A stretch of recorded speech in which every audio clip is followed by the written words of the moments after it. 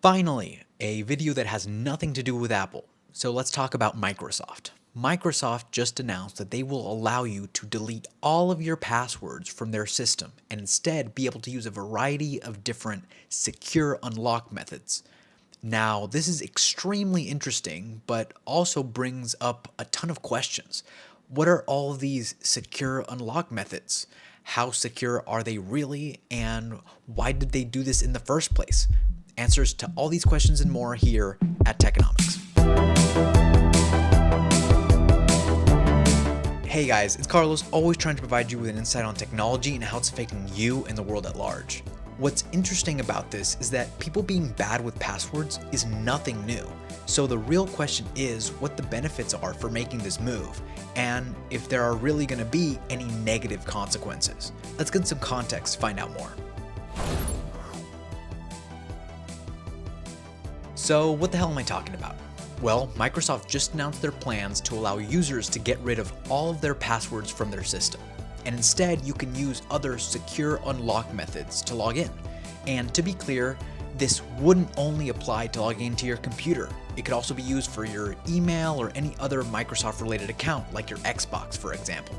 But why are they even doing this? We've been using passwords for decades, and why fix something that isn't broken? Well, unfortunately, the reality is that passwords are broken, and very easily broken at that. I mean, in recent history, we've seen major leaders' passwords get broken, like Mark Zuckerberg or Donald Trump's. And that's just people guessing passwords. You also have major security breaches that have happened all around the world in a variety of different industries. Since most of the passwords leaked this way are connected to an email address, it is easy to use the data to log into a variety of different accounts. And I'm sure there will be more breaches in the future and will unfortunately leak even more login information. There's also the reality that we're only human. As such, most people don't follow good password protection protocols. They often tend to reuse passwords even though they shouldn't. People also use very short passwords or even passwords that they think are really simple but are actually very frequently used around the world. That's how Mark Zuckerberg's password was found out. Turns out isn't the most secure. The point is that human psychology and making passwords were basically tailor-made to be exploited. And it is exactly for this reason that most businesses make it quite easy to change your password. But guess what? That isn't safe either. Why? Because of a thing called social engineering. With social media that we use to share every little detail about our lives to our heart's content, the different privacy questions that companies use to make sure that you are in fact you aren't nearly as useful as you might think. Publicly available information, social media mixed in with some educational guesses can lead to a lot of success, and your privacy is lost as a result. To counteract this, what are the different secure unlock methods that can be used, and what are their pros and cons? There are a variety of different options: fingerprint, a physical secure key, Windows Hello, authenticator apps, and even SMS. There is the possibility that I missed one, but these are all of the examples that I was able to find. Now, what does each one entail, and what are their real benefits? Windows Hello is pretty simple to explain. It's Microsoft's facial recognition software. So the idea is that if you use Windows Hello, you'll need to get an exact match in facial recognition in order to be able to log in. All you have to do is put your face up to the webcam for it to work. The major downside is that this option uses a camera. A camera doesn't have a depth sensor or any other sensors that can get more accurate, detailed information about your face. That said, Windows Hello has existed for a while now, so the machine learning algorithm has had a good amount of time to get more accurate, which is probably why they're willing to use it as a replacement for passwords now. Fingerprints are a pretty obvious alternative. You just have to put your finger onto the sensor to authenticate.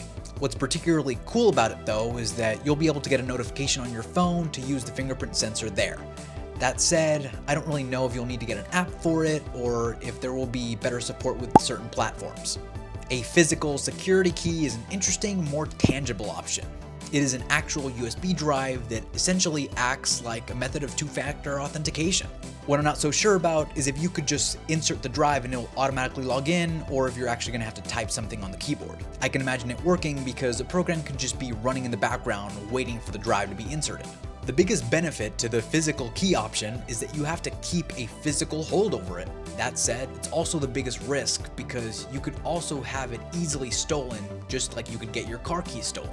The Authenticator app is probably the one that I find the most interesting. I've actually had to use them before at places that I've worked. That's where I first learned about them.